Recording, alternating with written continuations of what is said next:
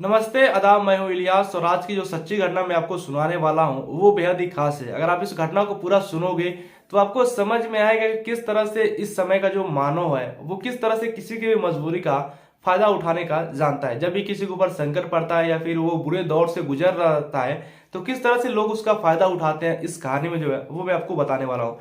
और ये कहानी अगर आप सुनोगे तो आपको भी ऐसा एहसास होगा किस तरह से किसी भी मजबूरी का फायदा लोग उठाते हैं। अब दोस्तों, ये जो कहानी है वो स्टार्ट होती है उत्तर प्रदेश का एक जिला है गोरखपुर, और गोरखपुर के पास में स्थित है चौरी चौरा। दोस्तों, अगर आप इतिहास पढ़े होंगे तो चौरी चौरा कांड जो है वो पढ़े ही होंगे।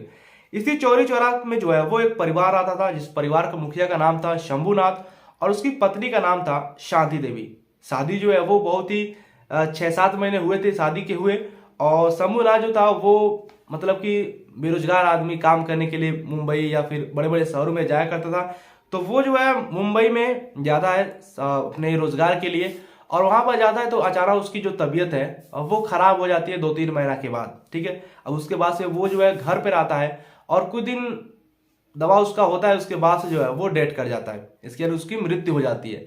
अब जब मृत्यु हो जाती है तो क्या होता है कि अमूमन गांव में जब भी किसी का मृत्यु होता है तो उसकी जांच पड़ताल या फिर किसी भी तरह का ये रहता है, ये होता है कि बीमार था उसके बाद से मर गया, लेकिन ये पता नहीं कोई करता है कि कौन सा बीमारी था या फिर और भी मतलब कि जो बातें थी वो उस पर ध्यान लोग नहीं देते हैं, और ना ही पोस्टमार्टम कराते हैं, ना भी कुछ और भी चीजें कराते हैं। अब यहाँ पे क्या होता है कि जब शंभुनाथ का जब डेथ हो जाता है तो उसके बाद से जो उसकी पत्नी है शांति देवी, उनका जो रहने का जो या फिर और भी जो खाने चीजें की जो परेशानियां होती है वो बढ़ जाती है, क्योंकि कमाने वाला कोई नहीं रहता है। उसके बाद से कुछ दिन जिंदगी ऐसे ही गुजरती है। उसके बाद से कुछ लोग सलाह देते हैं कि आप प्रधान के पास जाओ और कुछ राशन वगैरह बनवा लो, राशन कार्ड वगैरह की आपको सरकार की तरफ जो है वो कुछ लाभ मिल सके।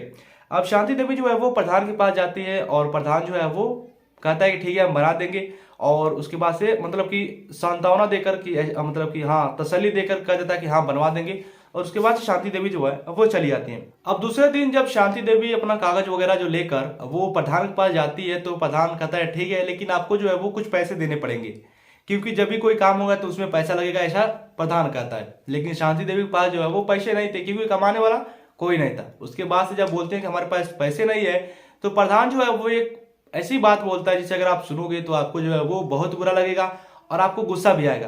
प्रधान कहता है कि आप जो है आपके पास पैसे नहीं है तो आप जो है वो मेरे साथ एक बार संबंध बनाइए।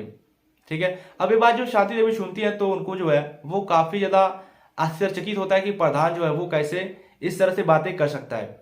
लेकिन मजबूरन शांति देवी क्या करती है कि कुछ मना करती है और चली आते हैं। लेकिन बार बार जब प्रधान उन्हें उत्प्रेरित करता है, जब भी उनके मतलब कि उनको परेशान करता है, तो अंततः जो है वो परेशान होकर शांति देवी उसके साथ संबंध बनाने के लिए जो है वो राजी हो जाती हैं, ऐसा सोचकर कि आने वाला जो जिंदगी है वो शायद बेटर बन सकता है अगर आप सरकार की तरफ से कुछ लाभ मिल जाए, चाहे वो आवास हो गया या फिर जो राशन कार्ड वगैरह या जो भी सरकार की तरफ से जो लाभ मिलती है अगर मिल जाएगा तो जीवन जो है वो थोड़ा बहुत आगे चले लेगा। अब क्या होता है कि शांति देवी जो है वो उस प्रधान के साथ संबंध बना लेती हैं। अब जब संबंध बन जाता है उसके बाद से प्रधान जो है वो जो कागज वगैरह जो है वो अपने आगे वाले अधिकारी के पास जो है वो पोस्ट कर देता है। अब अधिकारी भी क्या करता है कि अधिकारी भी पैसा मांगता है, लेकिन पैसे नहीं थे। अब प्रधान यहाँ पर उसको बता दिया होगा कि ये जो है ये काम कर सकती है।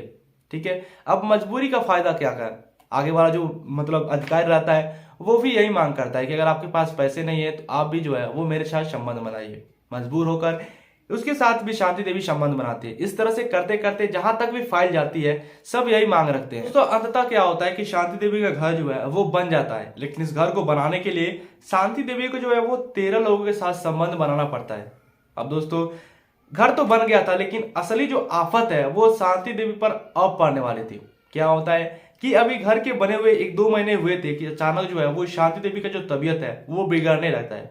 प्रधान से कहती है तो प्रधान जो है वो गांव के कुछ मेडिकल स्टोर पर उसकी दवा कराते हैं, लेकिन दवा जो है वो काम नहीं करती है। कुछ लोग सलाह देते हैं कि इसको किसी बड़े हॉस्पिटल में ले जाकर दिखाइए। दिन पर दिन शांति देवी का जो तबीयत है वो बिगड़ता ही जा रहा था। प्रधान क्या करता है कि गोरखपुर का जो बड़ा मेडिकल कॉलेज है जिसका नाम है Baba Raghavdas medical college BRD, प्रधान जब इस शांति देवी को ले जाता है तो वहां पर चेकअप कराता है। अब दोस्तों, जब जांच होता है और जब रिपोर्ट आती है तो प्रधान का जो है वो पैर तले जमीन खिसक जाती है। रिपोर्ट जो आया था वो शांति देवी का आया था HIV पॉजिटिव, यानी कि जो शांति देवी थी वो एड्स की मरीज थी। अब ये बात जब प्रधान सुनता है तो वो जो है एकदम घबरा जाता है, भागे भागे घर पर आता है। अब जो 13 लोग शांति देवी के साथ संबंध बनाए थे उनकी हालत खराब हो जाती है कि शांति देवी जो है वो पॉजिटिव हो गई है HIV की, और हमारा क्या होगा। अब ये सभी लोग भागे भागे जो है वो बाबा राघवदास मेडिकल कॉलेज में जाते हैं और वहां पर जो है वो अपना चेकअप कराते हैं। अब यहाँ पर क्या होता है कि जो 13 लोग थे, 13 लोगों का जो रिपोर्ट है वो पॉजिटिव आ जाता है, यानी कि 13 लोग जो है वो HIV पॉजिटिव हो गए थे। अब इसी के जब 13 लोग जब पॉजिटिव हो जाते हैं उसके बाद से फिर से ये भी संकट बनी होती है कि 13 लोग जो थे वो शादीशुदा थे, ठीक है, और उनकी जो पत्नियां थी वो भी उनके साथ संबंध बनाए होंगे अपने अपनी पत्नी के साथ। तो अब क्या होता है कि उन पत्नियों का भी जो है वो चेकअप होता है, लेकिन जितने भी 13 लोगों की पत्नी थी उनका सबका नेगेटिव आता है, और सिर्फ जो 13 लोग थे जो शांति देवी के साथ संबंध बनाए थे, सिर्फ उन्हीं लोगों का जो है वो HIV पॉजिटिव वो लोग आते हैं।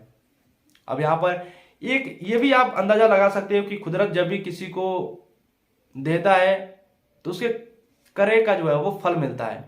अभी जो शांति देवी थी वो एक मजबूर औरत थी जो कि अपने पति के मृत्यु हो जाने के बाद जो है वो अपना मतलब पालन पोषण करने के लिए प्रधान के पास गई थी, लेकिन प्रधान जो है वो उसकी मजबूरी का फायदा उठाया। जितने और भी 13 लोग थे सभी ने शांति देवी की मजबूरी का फायदा उठाया, लेकिन अंततः क्या हुआ, सभी लोग जो है वो HIV पॉजिटिव आ गए। लेकिन यहीं पर देखो कि उन 13 लोगों की जो पत्नियां थी उन लोगों को पॉजिटिव नहीं हुए, वो लोग पॉजिटिव नहीं आए। अब यहाँ पर क्या हो गया, 13 लोग भर्ती हुए और 13 लोगों का जो इलाज है वो अभी चल रहा है। बाकी अगर आपको ये कहानी अच्छा लगा हो, आपको ये कहानी कैसा लगा, आप नीचे हमें कमेंट कर बता सकते हैं। बाकी और भी जो कहानी आने वाली है वो आपको इसी चैनल पर मिलेगी। इसके लिए आपको जो है वो इस चैनल को सब्सक्राइब करके रखना है, तो चैनल को सब्सक्राइब कर दीजिएगा। मिलते हैं एक नए वीडियो में, तब तक के लिए जय हिंद।